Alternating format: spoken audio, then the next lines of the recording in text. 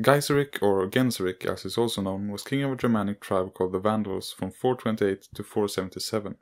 He would become one of the major players in the fall of the Western Roman Empire, and is remembered as one of the great military strategists of his time. The Vandals, like many other tribes, had been pushed away from their homelands by the invading Huns, and by the time Gaiseric was born in 389, they had ended up in the area around Lake Balaton in what's today Hungary. They weren't going to stay there for long though, because just across the border was a rich but weak Roman Empire which they would very much like to settle.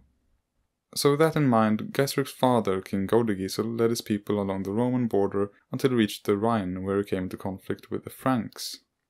Together with a tribe called the Alans, he managed to defeat them in 406, but is said to have died in the battle.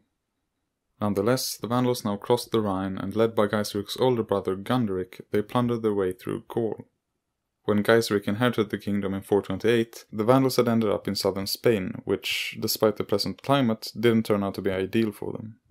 The area was already populated by the Visigoths, and there was still a formidable Roman presence. So while Gunderic had been a capable leader and possessed a large army, he could never decisively defeat his enemies and establish a strong and stable state in the region.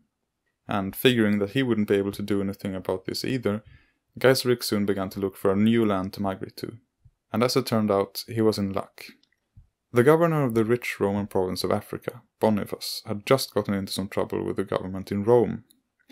The emperor at the time was a boy called Valentinian III, and real power lay with his mother Galla Placidia, and with her rival Flavius Aetius. Flavius wasn't too fond of the African governor, so he had devised a scheme to get rid of him. It went like this.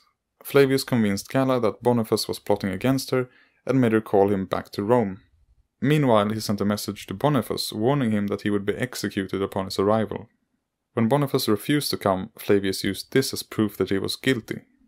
It's said that Boniface now invited the Vandals to North Africa to help him defend against a Roman invasion, although Gaiseric could have just taken advantage of the confused situation and invaded when Boniface could do nothing about it.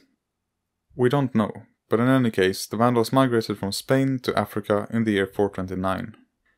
They numbered somewhere in between 20 and 80,000 people, and quickly overran Morocco and Algeria. They then captured the city of Hippo Regius after a siege of 14 months, during which St. Augustine, who was bishop there, died. Geiseric's victories continued, and in 439 he captured the city of Carthage and soon became the master of North Africa, thereby winning his people the homeland that they had longed for. This was a great blow to the Roman Empire. Ever since the defeat of Carthage, the province of Africa had been one of the main producers of grain, and without it, the city of Rome would struggle to provide its citizens with food. The invasion of Africa was also unfavorable for many of the Romans living there, who now became persecuted for their faith. Not that the Vandals tried forcing them to worship Odin or Thor, in fact, they, like many other Germanic tribes, had now converted to Christianity. The problem was that they hadn't converted to the same form of Christianity as the Romans. The Vandals were followers of Arianism, which meant that they rejected the concept of the Holy Trinity, which the Romans, who were Trinitarians, or Catholics as they would later be known, obviously didn't. And so Gaiseric began confiscating their churches and sending priests and bishops into internal exile.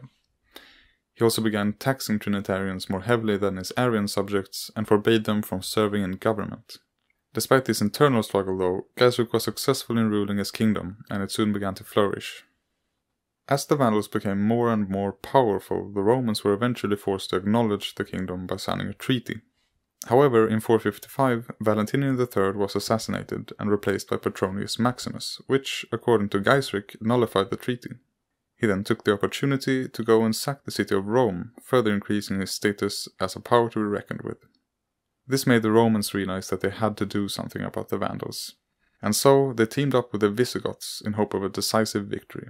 But unfortunately for them, Gaiseric launched a preemptive strike, capturing or destroying most of the Roman fleet in 461. But the Romans didn't give up there. 7 years later, the two halves of the empire sent their combined fleets to the shores of Africa to reclaim their provinces. The Vandals were greatly outnumbered, and a Roman victory seemed at hand, and soon after their arrival at Cape Bon, Gaiseric sent a message to the Romans asking for a 5-day truce so that he could prepare to negotiate a peace and surrender. The Romans accepted this proposal and began waiting.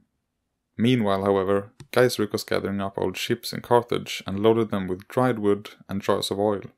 And when night came, he sent the ships to the harbour at Cape Bon, set them on fire, and waited for them to collide with the Roman fleet. Over 600 ships were burnt down that night, and soon the Romans instead found themselves suing for peace. The Vandals then went on to raid the shores of the Eastern Roman Empire from 469 to 475 as revenge for taking part in the attempted invasion. Eventually, a peace treaty was signed, forcing the Eastern Empire to recognize the Vandal kingdom as well, while also making Gaiseric stop the raiding and the persecution of Trinitarians. In 477, Gaiseric, after a long and successful reign, died of natural causes in Carthage.